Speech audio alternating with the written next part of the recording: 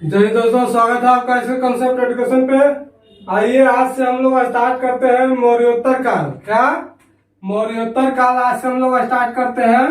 हम लोग देखें क्या आप पढ़ लिए पीछे, मौर्य साम्राज्य पढ़ लिए, मौर्य साम्राज्य के बाद ब्राह्मण साम्राज्य। क्या ब्राह्मण साम्राज्य हम लोग पढ़ लिए। अब ब्राह्मण साम्राज्य में सिर्फ एक चेरी वंश रह गया है।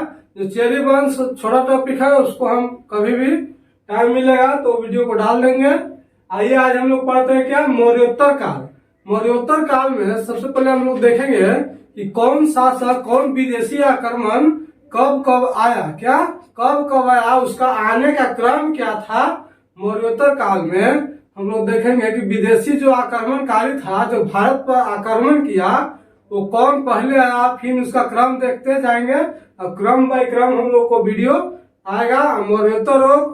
मौर्योत्तर काल में हम लोग देखेंगे आज सबसे पहले कि कौन कौन आया और उसका महत्व क्या था। और उसके बाद फिर हम लोग अगला वीडियो में आगे का बात को देखेंगे। आइए हम लोग देखते हैं क्या कि मौर्योत्तर काल। मौर्योत्तर काल में उस समय क्या हो रहा था, ब्राह्मण अस्तित्व जब समाप्त हो रहा था, उस समय देखिए कि भारत पर आक्रमण करने वाले आक्रमणकारी जो थे, सबसे पहले हिंद यूनानी आए थे। क्या आए थे? सबसे पहले हिंद यूनानी। कौन? सबसे पहले हिंद यूनानी आए, आक्रमण किया भारत पर। उसके बाद शक, उसके बाद पल्लव और उसके बाद कुषाण। सबसे पहला क्वेश्चन यहाँ से आता है एग्जाम में। क्रम बाई सजाने के लिए रहेगा। क्या क्रम बाई सजाने के लिए रहेगा कि सबसे पहले कौन आया उसको सजाइए। सबसे पहले हिंद यूनानी, एकदम क्रम याद रखना है इसको। हिंद यूनानी, शक, पल्लव और कुषाण। क्या हिंद यूनानी, शक, पल्लव, कुषाण। हिंद यूनानी, शक, पल्लव, कुषाण। ये क्रम को याद रखना है। क्वेश्चन यह से एग्जाम में आता है। हिंद यूनानी से अगर क्वेश्चन पूछेगा कि मौर्योत्तर काल में भारत पर आक्रमण करने वाले आक्रमणकारी कौन कौन था, कि इसका क्रम क्या था, तो सबसे पहले हिंद यूनानी, उसके बाद शक, उसके बाद पल्लव, उसके बाद कुषाण। देखें कि सबसे पहले आक्रमण किया था जो हिंद यूनानी था, सबसे पहले आक्रमण किया था बैक्टीरियाई शासक। कौन? बैक्टीरियाई शासक डेमिट्रियस। कौन? डेमिट्रियस जो था, जो सबसे पहले भारत पर आक्रमण किया था। वो कहाँ का शासक था? तो देखिए बैक्टीरियाई शासक था। कौन? बैक्टीरिया का शासक था, बैक्टीरियाई शासक था। उसका नाम क्या था? डेमिट्रियस। क्या? बैक्टीरियाई शासक सबसे पहले भारत पर आक्रमण किया, उसका नाम क्या था? तो डेमिट्रियस नाम था। क्या? डेमिट्रियस नाम था, जो भारत पर सबसे पहले आक्रमण किया। और वो कहाँ का था? देखिए वो कहाँ का था? बैक्टीरिया का था। क्या? बैक्टीरियाई शासक था। अब भारत पर आक्रमण कब किया? जो डेमिट्रियस था वो भारत पर आक्रमण कब किया? तो 190 ईसा पूर्व। कब? 190 ईसा पूर्व में डेमिट्रियस भारत पर आक्रमण करता है।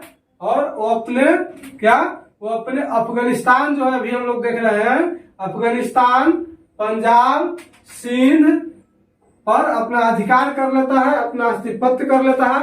सबसे पहले क्या देखे हम लोग कि बैक्टीरियाई शासक डेमिट्रियस तो था, जो सबसे पहले भारत पर आक्रमण किया। क्या? सबसे पहले भारत पर आक्रमण किया। और आक्रमण कर करके अफगानिस्तान का जो क्षेत्र था भारत का, अभी तो बट गया है, तो अफगानिस्तान में चल गया। तो अफगानिस्तान वाला जो क्षेत्र था, अफगानिस्तान, पंजाब, सिंध पर अपना अधिकार कर लेता है। कौन अधिकार करता है? तो डेमिट्रियस। और उसका राजधानी क्या, अपने राजधानी को साकल में बनाता है। कहा? साकल में अपने राजधानी को बनाता है। कौन बनाता है? तो डेमिट्रियस, जो बैक्टीरियाई शासक था।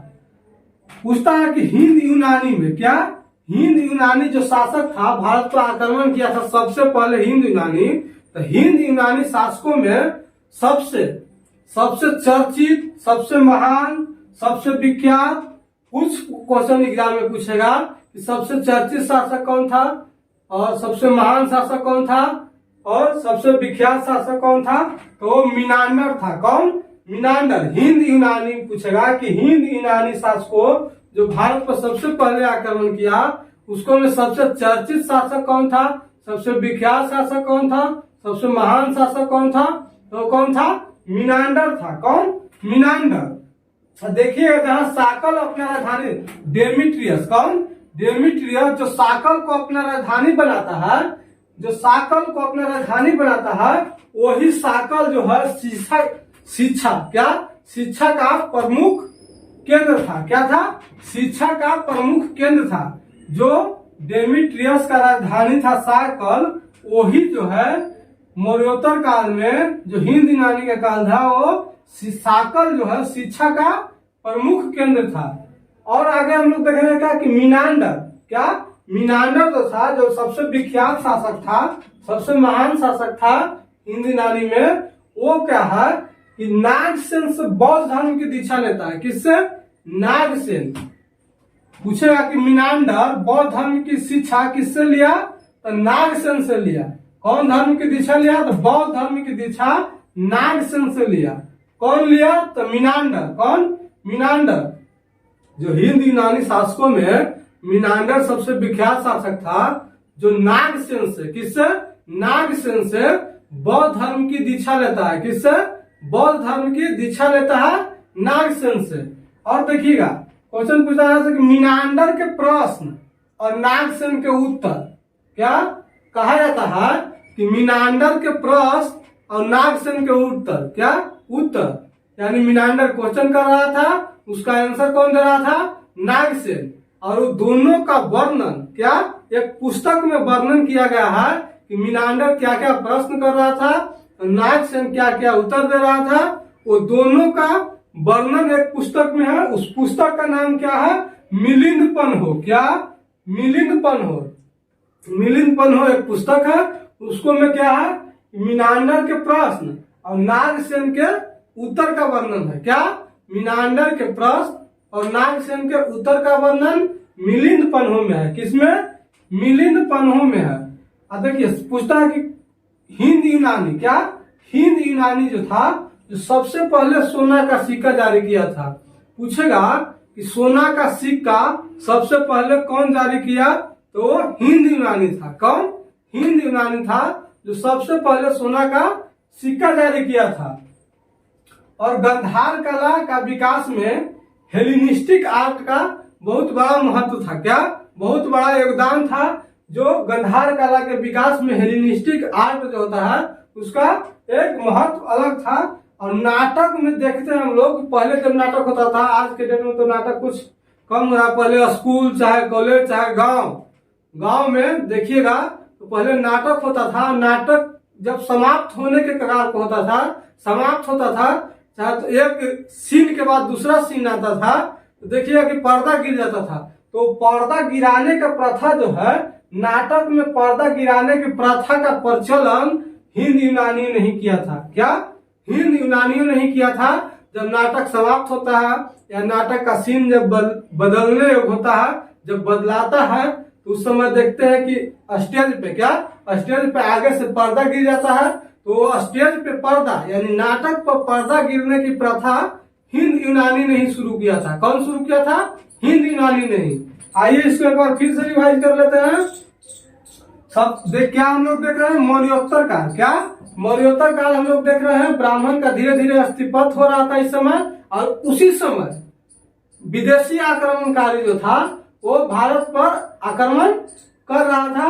वही आक्रमण जो भारत पर आक्रमण करने वाले आक्रमणकारी का जो है एकदम सीरियल वाइज, जब कौन सबसे पहले आया, उसके बाद कौन आया, उसके बाद कौन आया, इसको याद रखना बहुत जरूरी है। क्वेश्चन यह से एग्जाम में बहुत ज्यादा पूछता है कि हिंद यूनानी सबसे पहले आया, उसके बाद शक आया, उसके बाद पल्लव आया, उसके बाद कुषाण आया। कौन कौन आया? हिंद यूनानी, शक, पल्लव, कुषाण। हिंद यूनानी, शक, पल्लव, कुषाण। कौन कौन? हिंद यूनानी, शक, पल्लव और कुषाण। उसके बाद पूछता है सबसे पहले आक्रमणकारी जो बैक्टीरियाई शासक था, डेमेट्रियस। कौन? डेमेट्रियस था जो भारत पर सबसे पहले आक्रमण करता है और 190 ईस्वी पूर्व में आक्रमण करता है। कब? 190 ईस्वी पूर्व में आक्रमण करता है और अफगानिस्तान, पंजाब, सिंध, कौन? अफगानिस्तान, पंजाब, सिंध पर अपना अधिकार जमा लेता है। कौन? डेमेट्रियस। उसके बाद वो अपने राजधानी को साकल में, कहा? साकल बनाता है। इस समय जिस समय वो भारत को जीत रहा था डेमेट्रियस, क्या, जिस समय वो भारत को जीत रहा था डेमेट्रियस, उस समय अपने राजधानी को साकल में स्थापित करता है। कहा? साकल में स्थापित करता है। और हिंद यूनानी, कौन? हिंद यूनानी शासकों में सबसे विख्यात पूछेगा, सबसे महान पूछेगा, सबसे चर्चित पूछेगा, तो वो कौन सा शासक? मिनांडर शासक था। कौन?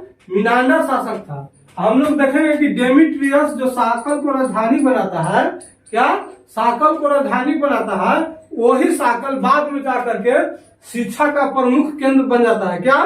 शिक्षा का प्रमुख केंद्र बन जाता है वही साकल। तो क्या देखेंगे हम लोग कि मौर्योत्तर काल में जब हिंद यूनानी आक्रमण कर रहा था, उस समय साकल जो था, जो शिक्षा का प्रमुख केंद्र था, क्या था? शिक्षा का प्रमुख केंद्र था।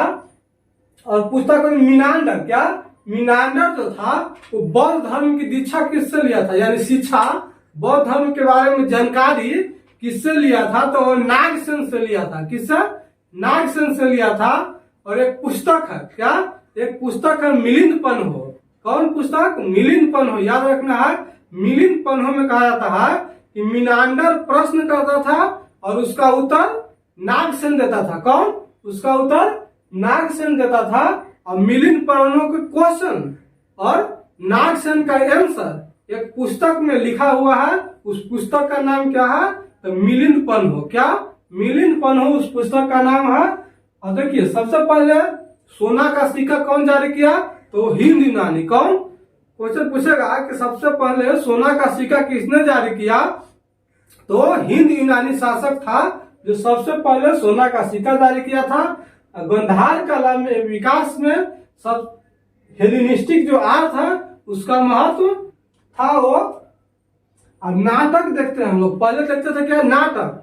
नाटक जो देखते थे, और जब नाटक लास्ट होता था, यानी जब लास्ट खत्म होता था, या चाहे फिर एक सीन के बाद दूसरा सीन आता था। क्या? एक सीन के बाद दूसरा सीन आता था। तो देखते होंगे कि जब नाटक देखते होंगे तो पर्दा गिर जाता था। क्या? आगे पर्दा गिर जाता था। और वही पर्दा, नाटक में पर्दा की प्रथा का प्रचलन सबसे पहले हिंद यूनानी ने किया था। जब नाटक होता था उसके पहले क्या होता था कि नाटक ऐसी होता था सॉरी, नाटक ऐसी होता था। तो नाटक में पर्दा गिराने की प्रथा को सबसे पहले हिंद यूनानी ने शुरू किया था।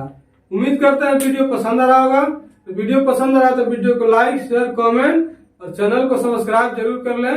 आप लोग अपना परिवार को बढ़ाने में सपोर्ट कीजिए और चैनल को सब्सक्राइब कीजिए। जितना हो सके ज्यादा से ज्यादा वीडियो को जरूर शेयर कीजिए। वीडियो को लाइक भी कर कीजिए, जिससे हम लोग को मोटिवेशन मिलता है कि हाँ चलो इस वीडियो पर इतना लाइक हो गया। धन्यवाद।